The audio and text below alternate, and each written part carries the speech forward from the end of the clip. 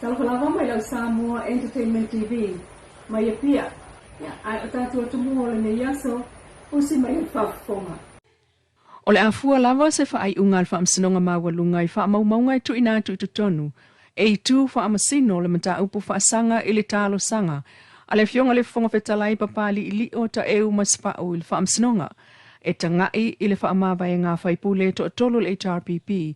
Le tofa ale vena ale tu ana si ile o ta mau si o si pue mai. E ave ai ma faipule tu to tasi. O le mta upul nei wa tu ile sfraile moni fa amtalanga fa au popo mai le loia le HRPP. Le sunga sefo ainu u fa atau ilan tal sanga. Ina ia awai le fa amsinongol to tolu lea.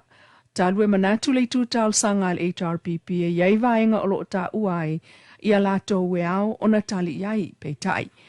E manatu le loia a faipule wa fa amawai matuto ta sunga mura lui. E iai tu la fono maona la e tapasai ngā ruenga fa atinol fa amsinonga. O le tala toi tuli loa e sili e le lua vai aso le utau fiai nei la lol vai ngā leo I tānu malala.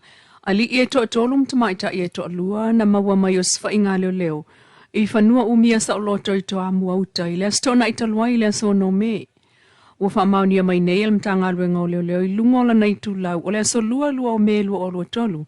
E wala awaili mta upu le ilfa amsinonga peitai. Ua molia I lato e tu sai malo lato so tanga I fuala au wha asaina. Ai o loa na maua whaatasi ai I le whale lea na o sa whai e leo. E au fiai tu pepepa e sili e le whase lau tā la. O la au malosi u umi e lua ma puu pulufana o paipa e ula I le aisa fuala au whaasa o whao tanga pepa, moliwila, telefoni o tablets o afikesi ta mai tanga pepa I lam pepa si kaleti Paul Moore. Ai o ato e whao ngai ta mai tai.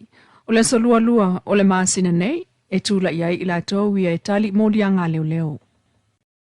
Inisio tala ia maua masi itia to mai whaata ita I o tātou tangata mo sa SAMOA-Leilua. Leisi le nā whaamoe moe le mawhitanga whaalea o onga le Wheels po le Women in Leadership Samoa ma le vasenga o tu stala tamaitai. Whaata siai ma tamaitai o lo o ngā lulu e I tutonu o ofisa whaasala lau lea tunu. O le mawhitanga whaalea o onga le tolu aso whaafue ai mail faltali malo le lava I songi. E o atu le lua se fulu tamaita e mai ofisa whaasala lau lea tunu. O le amawai sa taimi mua e whelua e ai mole nei fo I to ai ngawa o onga. Ia avea o ni taita I longa. I le whaatino ina o a lātou fo I matafa yoi. A o avea ai matangata whainga ruenga I ofisa whaasala lau. Ai o lātou fo I ainga ma whaala poto putonga e so o tanga iai. Na sauno ai le sui o le Associate Stala Samoa o se avanoa fo I. E toi whaamana tuai I le soifuanga lue o leisi tamaitai, le tāua o le avea ai, o se taitai e tau la mua le whaalawi loa, a o atu ma whaafiafia ai ia sili o na moni ma wha maoni se lipoti. O le se fulu li taia o le soe amatai le fo I wheiloa inga, a le au whaasala lau le lava hotel I songi.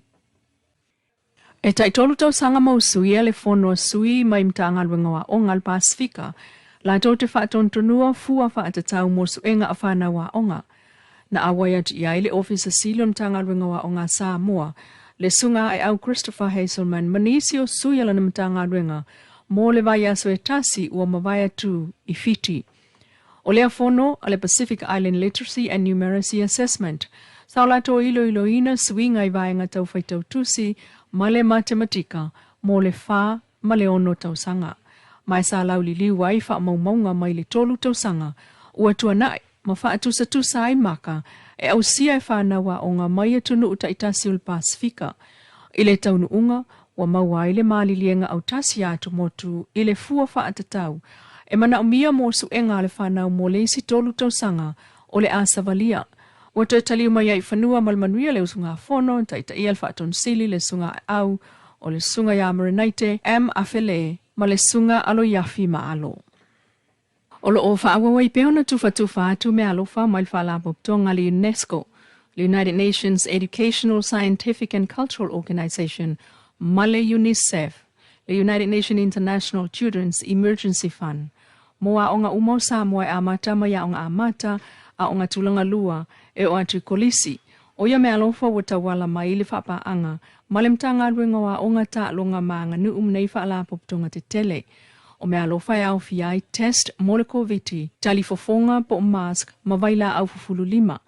Peta ufa amao ni maile tu lawal mtanga lwenga wa onga ta longa manga nuu. O nei me alofa, e o atu ile tasi le miliona tala Amerika lo lato tau. Ufa amao ni Mafo'e tu so le iwa pasene wa onga almalo i sawa ima upolu, ua mae ona tu fatu yai. Ai moisi a onga e au fia ia onga tu maoti, a onga e ka le sia e whaka sae, ele ima whaiono o atu iai le tufa, le ua whaalau lua whaalaua i tele mail mtanga alwenga wa onga. Yo o mai o tau sui, ile ofisa tu tonu i malifa. Ile aso lulu, ole vai aso nei maile se fulu ile lua ile awauli. Ai wa onga amata ma onga kalesia metotisi man katoliko. O mai au na whaau o lato me alofa i ofisa tu tonu o lau mua taitasi. Ole fatunga, ole pese, ole vii. E mana tuai pele sunga ile apostolo ya Viliamu Mafo'e, ole e kalesia worship center i Samoa Malilalolangi. Ole so whaalaulo alo i ai le vii po le music video launch whaapitoa lava mo le sunga le apostolo Mafo'e lana wo. Ole li fatu pese, ole whaafeangainga le sunga Viliamu. Ole sunga Viliamu o lauiloa il tato tunu ul taleni o le fatu pese ma le pese, ai maise ai le taimi o pese e vi i ai le atua. O lauiloa ai nei fo'i leisi ana fatunga o le folau ma le fatu atua i le atua. O se fatu pumanatu, ma whaavi i le whainga malo fo wa Samoa, whaatua i le atua Samoa watasi, peitai. Wa whaai nei tau sanga talo na ia whaavae maia le ala ata, i lunga so ta inga televavave le Samoa Entertainment TV, wo atu i le tolu sultasi miliona tangata o lato mai moina. O le fitu se fulua i le nei o tau sanga, o le soifua o le nei fo au na Samoa, ai le o whaavai vaia lana tusi pese, fatu mausu, e pei fo na ia fatu ai nei, le pese whaavivi iai lana wopele, le apostolo Viliamu Mafo'e.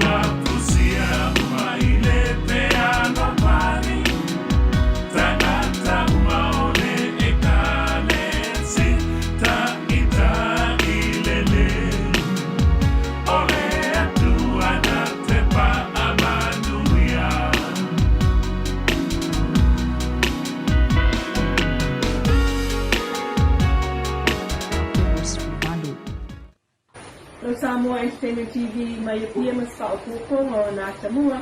Ia so tai au le loko le tua ai pasoi foi.